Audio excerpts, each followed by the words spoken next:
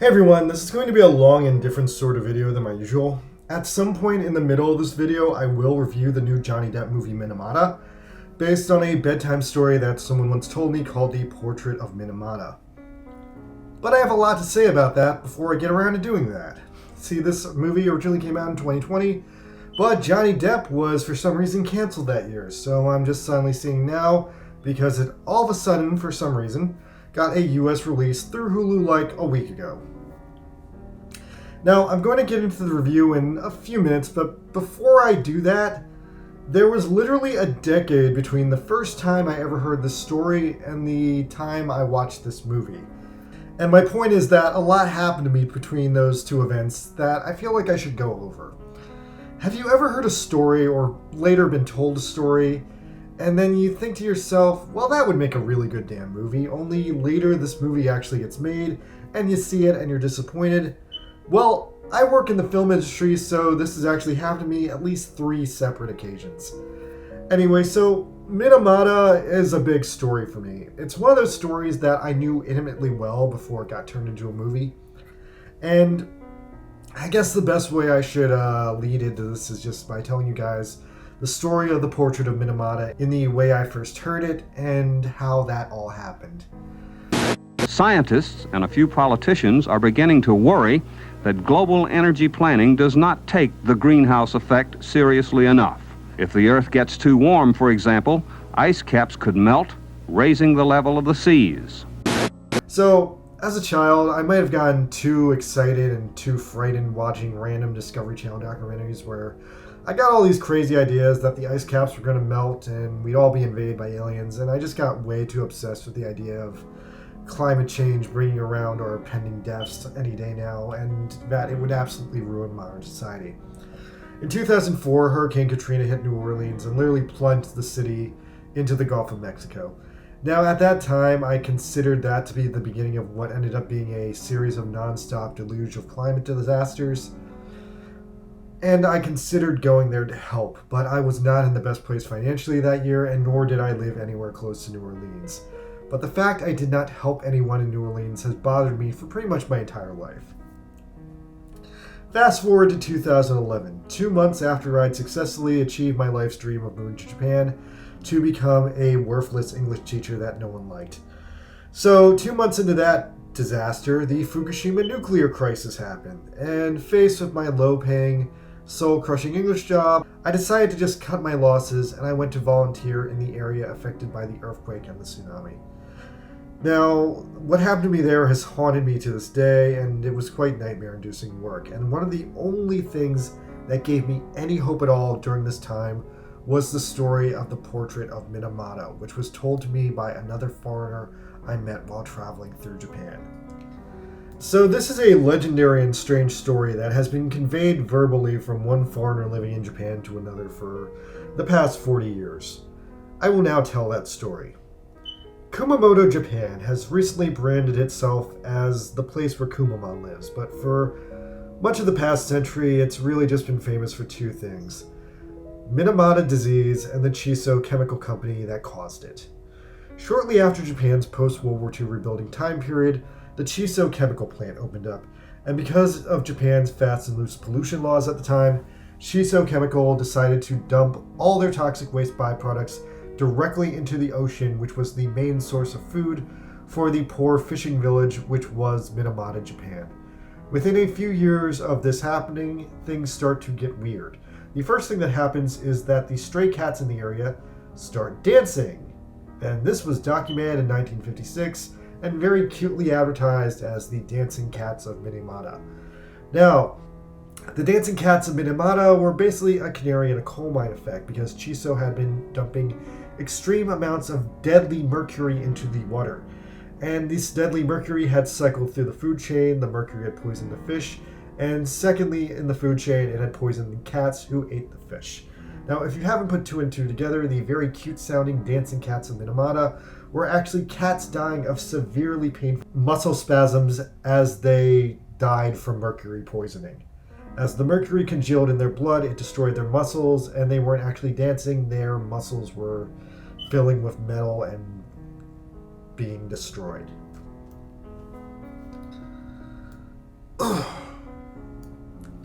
And from there, it only got worse. The same mercury that infected the fish and killed the local stray cats made its way up the food chain and into the sushi, which was the mainstream diet of the population of Minamata. And that's how we got the mysterious Minamata disease that really ended up just being extreme forms of mercury poisoning. So first things first, it started to affect pregnant women, then babies would be born with Minamata deformities, and as the mercury poisoning worked its way up the food chain, it deformed children and it killed adults. Now, eventually, people put two and two together, and a local Japanese activist population tried for nearly 10 years to get absolutely anyone to care, but no one did. And so, when things were at their absolute darkest, a hero from nowhere arose. According to the local legend, American English teacher named Eugene Smith, who was chilling out in Japan enjoying his golden years of life, got recruited by the Minamata victims and became their photographer. He took the most chilling photographs of the deformities brought about by the Minamata disease, culminating in his life's masterpiece, The Portrait of Minamata, a photograph of a deformed naked teenage girl writhing in pain just trying to stay alive. With The Portrait of Minamata, he brings worldwide recognition to their plight, exposes both the corporate and government corruption involved in the scandal. He acts as a voice for the voiceless, and eventually he gets the Japanese government to cave.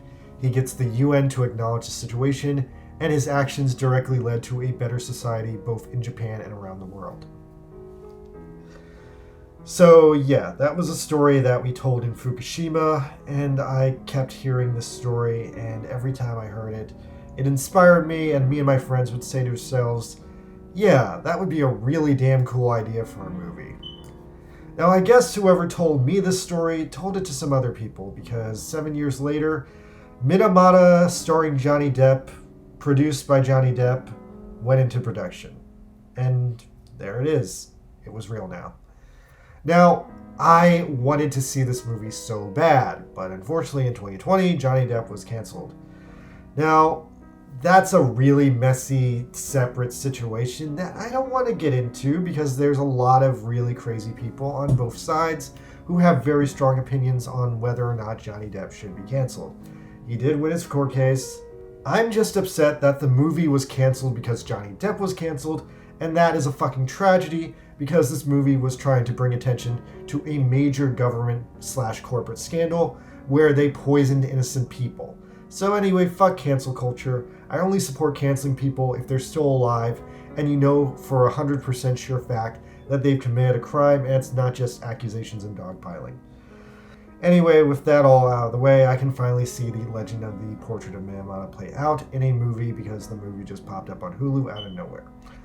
Alright, anyway, so I watched the movie and I have very, very mixed feelings about the movie. So, it boils down to the fact that the version of this story that I heard in 2011 was probably a semi-distorted version of the facts, a kind of Disneyfied urban legend version of the story. But on the other hand, the movie, that is an extremely distorted Hollywood movie. It's a Hollywood movie where the facts and the reality of what actually happened have been completely discarded to tell a cookie-cutter movie script that fills in the Dan Harmon story circle. Now, I'm gonna level with you guys, I fucking hate the Dan Harmon story circle.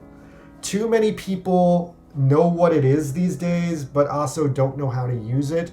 So they think it's like a cheat code for writing a good movie, and all it fucking does at this point is give hack writers a way to make bad fucking movies more predictable for American audiences. And trying to squeeze a real story like this one into that rigid fantasy structure does not work. It just makes what was truth into something reprehensible because real life doesn't fit into a perfect circle like that. The only way you can make real life fit into a perfect circle like that is by lying about the details. So that's what they've done here. They've added a bunch of random lies to the story to make it fucked up and twisted and dramatic so it fits into a fucking Dan Harmon Hollywood story circle that is more commercial and more predictable for fucking average pieces of crap. Fuck Hollywood, man. This is disgusting. I keep meeting these untalented wannabe writers who straight up get destroyed when they obsess over the Dan Harmon story circle. The story circle is great if it works, but it's not great for every fucking movie. Because when it doesn't work, it's basically a trap for people who can't make up original ideas to just trick them into making their shit worse. Anyway, so I kind of hated this movie. I don't know. In my opinion, it just did not do justice to the story by making it less about the Minamata tragedy and more about photography. Why would anyone pursue a career in photography? Indie photographers just die pursuing justice. Also, Johnny Depp in this movie, he's trying, but he's also really just doing the same impersonation he did as Hunter S. Thompson in like Fear and Loathing in Las Vegas and like The Rum Diary for like a third time, albeit this time he's slightly way too old and slightly way too slow Hunter S. Thompson. Also, what really bums me out is the movie is interspliced with the actual footage of the Minamata case documentary, but in a really bad, glitchy way where it's shown as like PTSD nightmares. There's also this really sketchy section where the Chiso factory president tries to bribe Johnny Depp, but this is such major plot bullshit because, for starters, I feel like the real Eugene Smith was a desperate enough of a dog that he probably would have taken the money, or at the very least tried to scam the Chiso man out of it. Like, he's a foreigner in Japan. He could have totally taken that money and just, like, hid it somewhere. He has, like, no, like, legal responsibility to, like, honor any weird deals with a corrupt businessman. By the way, I looked into it later, and this scene was totally made up for the movie. That's why it doesn't work. It's just ironic because I can smell how dishonest it is compared to the rest of the real facts in the film. Anyway, I'm really conflicted on this film because I feel like since I intrinsically know this story already, I knew what was going on, but at the same time I feel like if I didn't know the story, this movie would have made no fucking sense because it's very, very kind of illogical. Anyway, I despise the first hour of the movie, but I actually kind of like the second hour. So, in the second hour, it gets a little bit better because, as something of a weakness to the script, whereas the first hour of the movie is way too Hollywood overproduced, there's a point where Smith's photo studio burns down, and this again feels like another like random plot point they threw in for the story circle. But after that, it feels like they started running out of time with the movie, so they just stopped making up bullshit and got down to the bare text of the story. And after that, they stopped lying about shit. Like, it's literally like the first hour of this movie is filled with lies, and the second hour is the truth. The best positive thing I can say about this movie is they did a really, really good job with the color treatment. The movie has this really interesting desaturated color treatment, and it's kind of noticeable, but I really like it. It's almost like the entire movie was shot on black and white, and then they recolored it in like 1960s Technicolor. Or in some frames, it's like there's a vignette over the shot where the dead center of the frame is in color, but everything else around it is going into black and white. I love that. It's a nice stylish reach out to the photography background of the film. Also, they got Ryuichi Sakamoto to do the soundtrack, and it is just excellent. I don't think he's done a major movie soundtrack in nearly 30 years, and it shows. He still has like his 80s vibe, and he's fucking brilliant. Anyway, I'm going to conclude my review of the movie now because I'm sick of it, and I want to go back to talking about the real story. Minamata by Johnny Depp gets a 6 out of 10 for its excellent production design, its excellent color grading, the best Ryuichi Sakamoto soundtrack in 30 years, and a truthful and good second act in the movie.